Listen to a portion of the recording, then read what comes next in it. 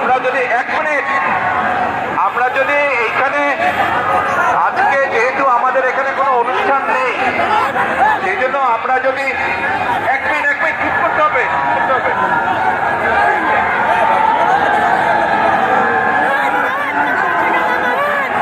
আমরা যদি এখন এই রাস্তাটা বন্ধ করে রাখি তাহলে সাধারণ মানুষের চলাচলের অসুবিধা হবে।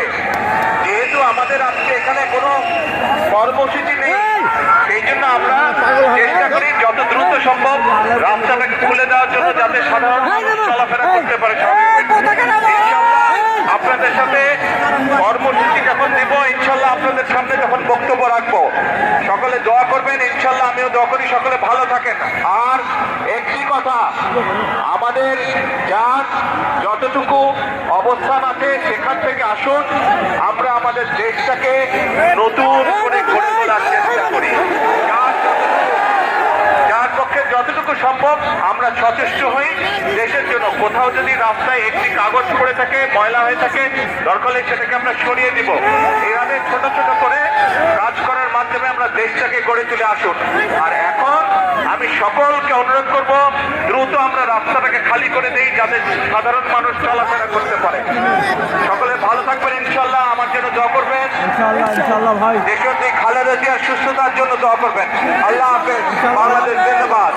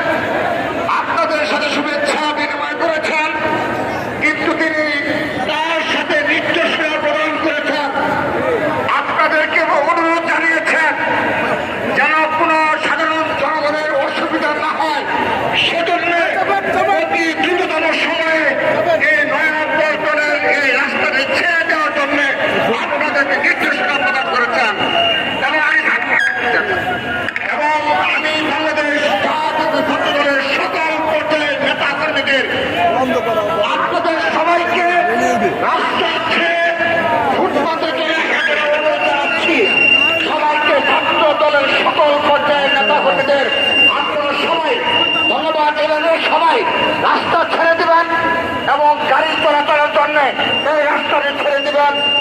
এই অতি দ্রুততম সময়ে আপনাদের অনুরোধ জানাচ্ছি। ধন্যবাদ। প্রিয় যুবদলের প্রিয় নেতৃবৃন্দ, আপনারা জানেন যে বিএনপির ভারপ্রাপ্ত চেয়ারম্যান জনাব তারেক রহমান পার্টি অফিসে অবস্থান করছেন। যুবদলের নেতাকর্মী ভাইদের প্রতি আমাদের দলীয় নির্দেশনা, রাস্তা দুই ধারের গাড়ি চলাচলের জন্য রাস্তার অর্ধেক অংশ ছেড়ে দিবেন। রাস্তার অর্ধেক অংশ ছেড়ে দিতে হবে।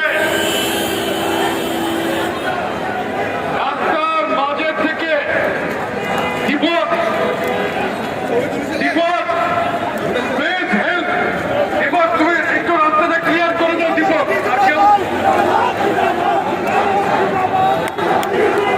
আমরা ভারপ্রাপ্ত চেয়ারম্যান মহোদয়ের নির্দেশনা মেনে চলার জন্য চেষ্টা করছি।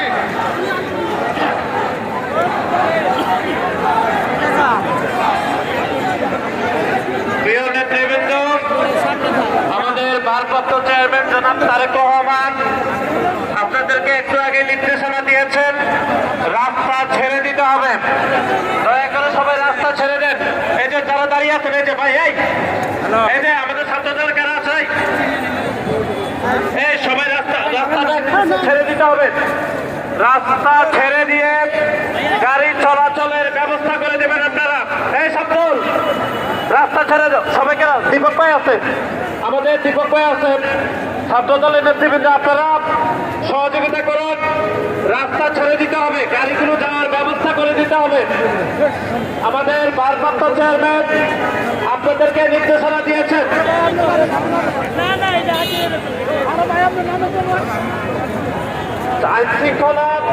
আইন শৃঙ্খলা নিয়োজিত যারা রয়েছেন আপনারা গাড়িগুলো ছেড়ে দিবেন। আমাদের নেতা কর্মীরা এই যে দাঁড়িয়ে রয়েছেন, সবাই সরে যাবে, সবাই উপরে আইল্যান্ডে চলে আসুন। রাস্তা ছেড়ে দিয়ে